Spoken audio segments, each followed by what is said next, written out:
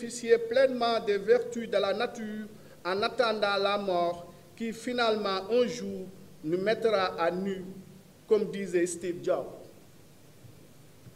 Devant la mort, nous sommes tous nus et rien ne peut nous en préserver. Toutefois, une vie telle que donnée par celui qui a tout créé, Dieu, mérite d'être vécue.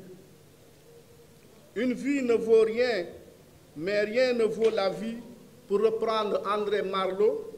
Seulement, la vie telle que définie par Marleau ne saurait être un frein pour bien faire et être utile à la société, à l'humanité. Nous avons tous la lourde responsabilité d'œuvrer pour une vie meilleure sur Terre.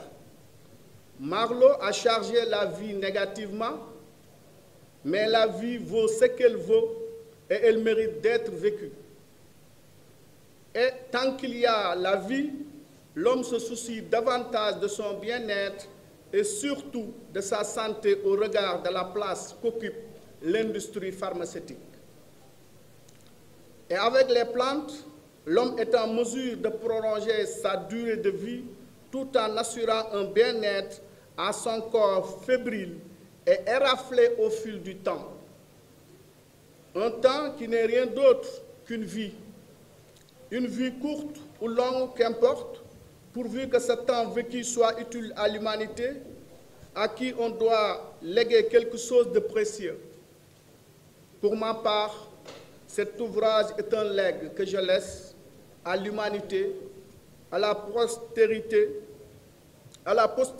à mes arrières et arrière-petits-fils, afin que mon passage sur terre soit à jamais marqué d'une pierre blanche. Mesdames et messieurs, chers amis de la presse, honorables invités, l'industrie pharmaceutique occupe la première place et elle continuera certainement de l'occuper encore et encore pour soigner un monde malade. Malheureusement, l'accès à ces médicaments est souvent très coûteux. Même si le temps d'une vie est court et que nos jours sont comptés à cause des pandémies et maladies qui ne cessent d'affaiblir notre organisme pour aspirer à une vie meilleure tout en étant en bonne santé, nous sommes obligés d'utiliser les plantes. Ce livre que vous tenez entre vos mains est ma modeste contribution. En effet, pour ce tome 1, il servira au mieux partout où besoin sera.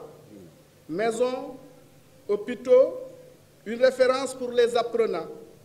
Soucieux des conditions de vie, souvent très difficiles, et du bien-être de mes semblables, j'ai toujours eu le sentiment d'avoir la lourde responsabilité de leur venir en aide. Ma mission pour eux est de les soigner, de guérir leurs peines et souffrances causées le plus souvent par des maladies graves.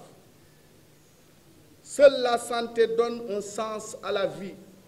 Vivre sans santé n'est que languir. Je ne ménagerai aucun effort pour atténuer cette souffrance.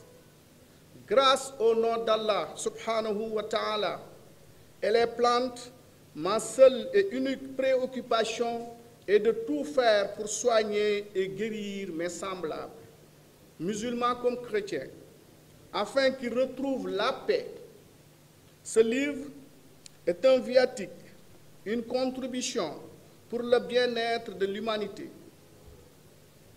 De l'homme, cette créature bénie de Dieu, dont le destin est de lui être soumis en toutes circonstances en interagissant avec toutes les autres créatures. Honorables invités, il est donc important de connaître les plantes et leurs vertus traitées dans ce tome 1. En attendant le tome 2, qui sera consacré partiellement aux plantes herbacées, elles aussi très utiles à l'homme. Pour ma part, mon destin est de servir l'humanité à travers la santé. Avant de terminer, j'adresse mes remerciements à toute la salle, à la presse et aux organisateurs de cette cérémonie, à travers diverses initiatives. Je vous remercie. Assalamu alaikum wa rahmatullah. Monsieur Gora Seye ñu def ko ambassadeur de la paix, diplôme bi nga xam ni moo saxal loolu moo nekk nii kon nag mu ngoog. écharpe bii solal ko Serigne Gora nekk écharpe ambassadeur de la paix.